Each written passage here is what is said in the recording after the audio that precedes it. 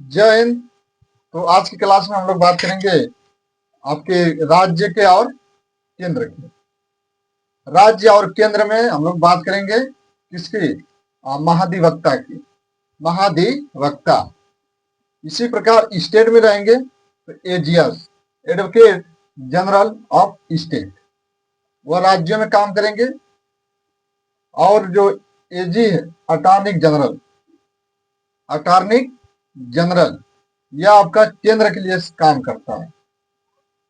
ठीक है, ये केंद्र का सबसे बड़ा अधिकारी होता है। और जबकि महाधिवक्ता AGS, AGS advocate general of state, यह राज्य का सबसे बड़ा अधिकारी होता है, विधिक अधिकारी, कानून अधिकारी होता है। इससे जो भी जानकारियां हैं हम लोग बात कर लेंगे और आगामी एग्जाम में प्रश्न आपसे फंस जाएगा। ज्यादा आप इसका आर्टिकल आपको याद कर लेना। अनुच्छेद 76 में क्या है? ये आपका महान्यायवादी, अटॉर्नी जनरल। अनुच्छेद 165 में कहा गया है कि राज्यों का महाधिवक्ता।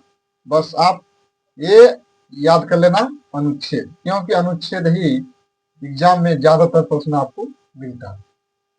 ठीक है, लेकिन हम लोग बात कर लेते हैं कि थोड़ी से उसके विशेषता और उसके बारे में जो जानकारियां हैं उसके बारे में हम लोग देख लेते हैं। तो आइए देखते हैं।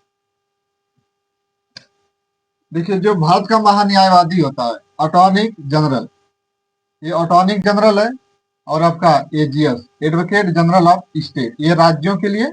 और जबकि महान्यायवादी ये सेंट्रल लेवल के लिए काम करता है। यह सुप्रीम कोर्ट है और यह हाई कोर्ट में काम करेगा। देखिए, अनुच्छेद 76 में कहा गया है कि भारत का महान्यायवादी, अटॉर्नी जनरल ऑफ इंडिया, तो भारत का महान्यायवादी अनुच्छेद 76 में ये प्रावधान है। इसकी नियुक्ति जानते कौन करता है? राष्ट्रपति करता है। हमारा जो संविधान है ना, आपको तुलना करके पढ़ेंगे। भाग 5 और भाग 6 सेम प्रक्रिया एक ही है, लगभग सेम प्रक्रिया एक ही है। भाग 5 और भाग 6। भाग जो 6 है ना, आपका कहता है कि यह राज्यों का संविधान। भाग 6 ये राज्यों का संविधान है, जबकि भाग 5 केंद्र का संविधान। जिस प्रकार केंद्र में राष्ट्रपति संवैधानिक प्रमुख है, ठीक उसी प्रकार राज्यों में राज्यपाल है। ठीक, महाधिवक्ता की नियुक्ति राज्यों में राज्यपाल करेगा। और आपका अटॉर्नी जनरल, आपके महान्यायवादी, इसकी नियुक्ति देश के राष्ट्रपति के द्वारा किया जाता है। अब देखिए, इनको जब नियुक्त कर दिया गया तो इनका कुछ अधिकार है, इनका कुछ कर्तव्य है। ये लोग क्या करते हैं? ये लोग क्या करते हैं? अधिवक्ता और महान्यायवादी, इनका भाई देखिए, ये सार्वजनिक पद है। इस पर ये बैठेंगे तो बैठेंगे तो सैलरी लेंगे नहीं। ये लोग बैठने का सैलरी सरकार इनको देगी नहीं। ये काम करने के लिए बैठते हैं, न कि केवल वो बैठने के लिए उन्हें बस वेतन दिया जाए, वेतन भत्ता इन्हें दिया जाए, नहीं। इनका काम है और इनका क्या कर्तव्य है।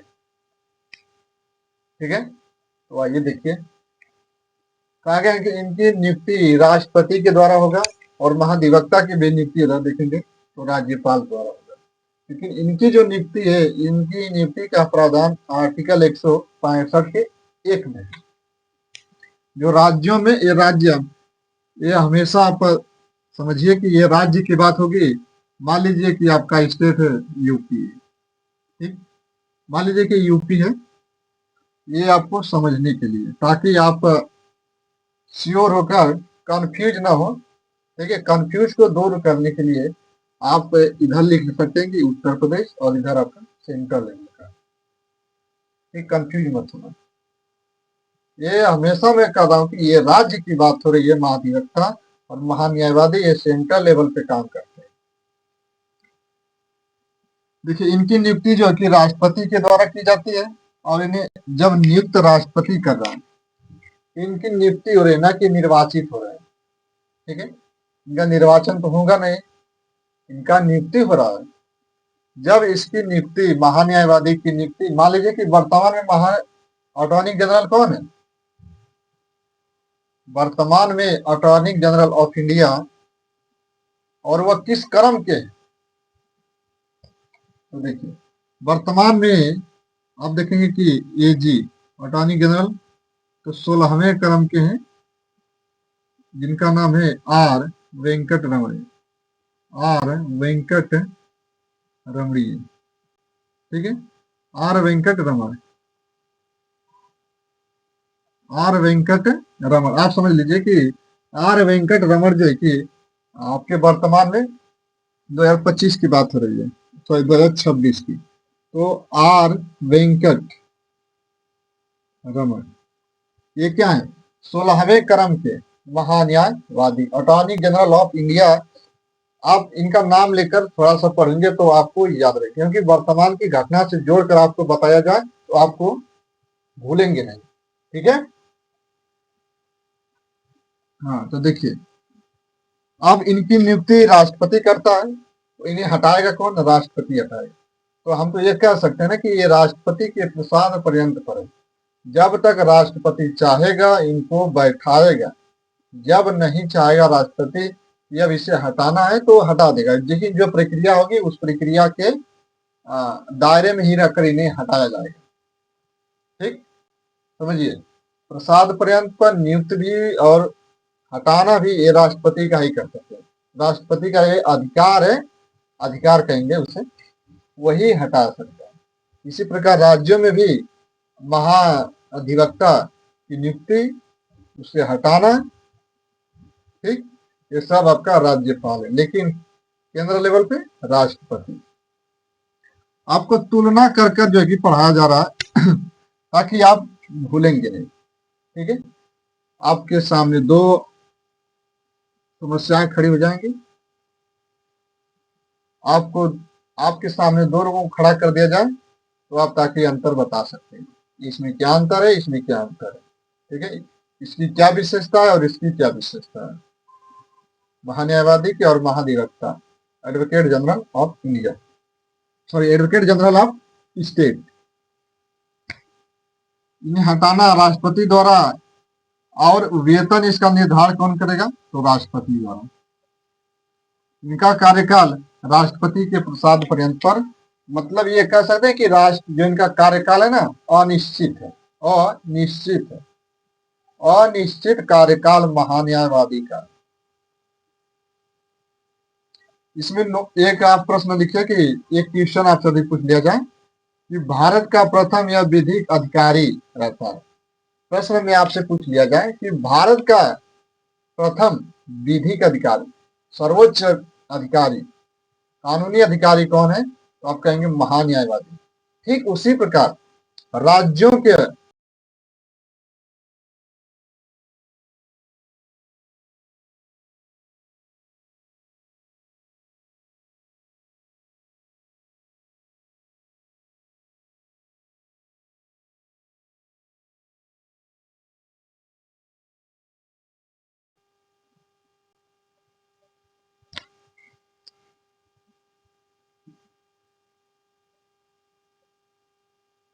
तो इसी प्रकार राज्यों का सर्वोच्च अधिकारी महाधिवक्ता, महाधिवक्ता ये सर्वोच्च, ये महाधिवक्ता सर्वोच्च अधिकारी राज्य का, केंद्र का, देश का सर्वोच्च अधिकारी, विधिक अधिकारी तो महान्यायवादी। इस समय आर वेंकट रमणी जो कि वह सर्वोच्च विधिक अधिकारी आपके है देश के। ठीक, और इसकी जो योग्यता होती है ना, सुप्रीम कोर्ट के न्यायाधीशों के समान होती है, न्यायाधीशों के समान जो है कि इसकी क्या होती है? योग्यता होती है। इसका अधिकार क्षेत्र क्या है? तो यह सभी न्यायालयों में, सभी न्यायालयों का मतलब कि हर स्टेट का, हर स्टेट का जो भी हाई कोर्ट है, हर स्टेट का, हर स्टेट का, उत्तर प्रदेश के, भारत में जितने भी आपके हाई कोर्ट होंगे सभी न्यायालयों में यह सुनवाई करेगा। ये किसी का भी मुकदमा लड़ सकता है, ठीक, ये सुनवाई कर सकता है। अनुच्छेद 88 में यह व्यवस्था है कि संसद या उसकी समिति की बैठक में या संसद के या उसकी समिति की बैठक में आपके महान्यायवादी होगा, उसमें भाग लेगा। भाग लेने का उसका अधिकार है, उसमें वो बोलेगा, इसमें ये बोलेगा भी कि हम बोलेंगे, भाई मेरा अधिकार है, मैं बोलूंगा, तो ठीक है तुम बोलो, लेकिन तुम्हारा मतदान का अधिकार तुमको नहीं देगा। आप बोलिए, ठीक है, आप अपने विचार को रखिए। महान्यायवादी आर वेंकट रमणी जो 16वें क्रम के हैं, उन्हें कहा जाएगा किसी भी न्यायालय में उन्हें सुनवाई करना है तो वह बोलेंगे, अपने विचार को रखेंगे, लेकिन वह वोटवा नहीं करेंगे। जब आ जाएगी वोट की बारी की मत अपना मत दीजिए, तो कहेंगे कि भाई मेरा मत का अधिकार नहीं है, मैं अपना मत का अधिकार मेरे पास नहीं है, केवल मुझे बोलने का अधिकार है, अपने विचार को रखने का अधिकार है, लेकिन अब मुझे बोलने का अधिकार नहीं है। ये आर वेंकट रमण 16वें जो क्रम के हैं महान न्यायवादी, उनकी विशेषता बता रहे हैं कि उनका अधिकार है, वो अपने विचार को रखेंगे, अपने बात को कहेंगे, लेकिन जब वोट देने के बाद आ जाएगी कि आप इसे पारित कराइए या मत दीजिए, वो नहीं देंगे, क्योंकि उनका अधिकार ही नहीं है। उनका जितना अधिकार था उन्होंने उतना काम किया। सेम उसी प्रकार आपके स्टेट में भी महाधिवक्ता का अधिकार है। बस कुछ आपको याद रखना क्या है, तो आपको अनुच्छेद याद करना पड़ेगा, आर्टिकल आपको याद रखना पड़ेगा, तभी यह जो कि आप समझ पाएंगे। ठीक, यह सुप्रीम कोर्ट के न्यायाधीशों की योग्यता के समान इसकी योग्यता है। यह हो गया आपका महान्यायवादी। अब आइए हम लोग एजीएस राज्य का महाधिवक्ता, इस पर हम लोग चर्चा करते हैं। ये राज्य का सबसे बड़ा अधिकारी होता है, जबकि यह देश का सबसे बड़ा विधिक अधिकारी होता है। इसकी नियुक्ति का प्रावधान अनुच्छेद 165 के 1 में राज्यपाल द्वारा, 217 के 3 में व्यवस्था है कि इसकी योग्यता क्या होगी, वही जो भारत का नागरिक होगा, दिवालिया ना हो, ये तो कॉमन सी बात है, ठीक है, वो भारत का नागरिक हो और दिवालिया ना हो, ठीक, और राज्य सरकारों को विधिक सलाह देता है। ये राज्य सरकारों को विधिक सलाह देगा, जबकि आपका महान्यायवादी ये देश के केंद्र में विधिक सहायता देता है। अनुच्छेद 165 के 2 में राज्य सरकारों को यह विधिक सलाह देता है। कौन? महाधिवक्ता एजीएस। अनुच्छेद 165 के 3 में व्यवस्था है कि इसका कार्यकाल सेम उसी प्रकार है। जब मैंने बता दिया ना आपको कि महान्यायवादी का और महाधिवक्ता सेम है, वहां पे राज्यपाल नियुक्त करेगा, जबकि आपका सेंट्रल लेवल पे देश के आपके राष्ट्रपति द्वारा नियुक्त किया जाएगा। लेकिन यहाँ पर 165 के 3 में राज्यों में इनका अनिश्चित कार्यकाल है, राज्यपाल के प्रसाद पर्यंत पर हटेगा, लेकिन हटेगा मंत्री परिषद की सलाह पर, मुख्यमंत्री के कहने पर यह हट जाएगा। ठीक है, मंत्री परिषद की सलाह पर, मुख्यमंत्री के कहने पर यह आपका महाधिवक्ता अपने पद से हट जाएगा। इसका अनुच्छेद अधिकार क्षेत्र, इसका अधिकार क्षेत्र क्या है? तो यह भी राज्य विधानमंडल में किसी भी सदन में बोल सकता है। किसी भी सदन का मतलब चाहे लोग आपकी विधानसभा हो या विधान परिषद हो। राज्यों में तो विधानसभा विधान परिषद है, जबकि केंद्र में लोकसभा और राज्यसभा है। तो ये यहाँ पर बात हो रही है कि विधानसभा और विधान परिषद के किसी भी सदन में ये भाग लेगा, बोलेगा, अपना विचार भी रखेगा, लेकिन इसको वोट देने का अधिकार नहीं है।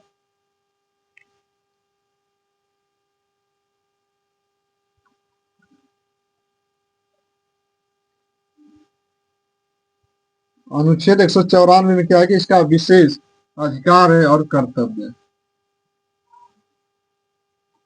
अनुच्छेद 194 में विशेष अधिकार और कर्तव्य, ये राज्य के महाधिवक्ता और ये जबकि सेंट्रल लेवल पे, पूरे देश के लेवल पे, या भारत लेवल पे और ये स्टेट लेवल पे काम करते हैं। ठीक, अब प्रश्न है एक, तो आपसे प्रश्न है, प्रश्न आप याद कर लेना एक कि देश का प्रथम महान्यायवादी, भारत का प्रथम महान्यायवादी एमसी शीतल वार, एमसी शीतल वार, एमसी शीतल वार, यह भारत का प्रथम महान्यायवादी, अटॉर्नी जनरल ऑफ इंडिया। यही प्रश्न आपसे, एक प्रश्न आपसे यहाँ पर पूछ सकता है कि पहले कौन थे महान्यायवादी, तो आप कहेंगे एमसी शीतल वार। ये आपका खत्म होता है, खत्म होता है आपका महान्यायवादी और एजियस एडवोकेट जनरल ऑफ स्टेट, ये खत्म। आपको याद रखना पड़ेगा अनुच्छेद, और उसकी ज्यादा आपसे प्रश्न नहीं बनता है, हो सकता है इसकी विशेषता दे दे आपको, ठीक, उसमें आपको चुनना पड़ेगा। ठीक है, तो बस आज के लिए इतना है। अब हम लोग मिलेंगे अगले नेक्स्ट वीडियो में। ठीक है, जय हिंद, जय भारत।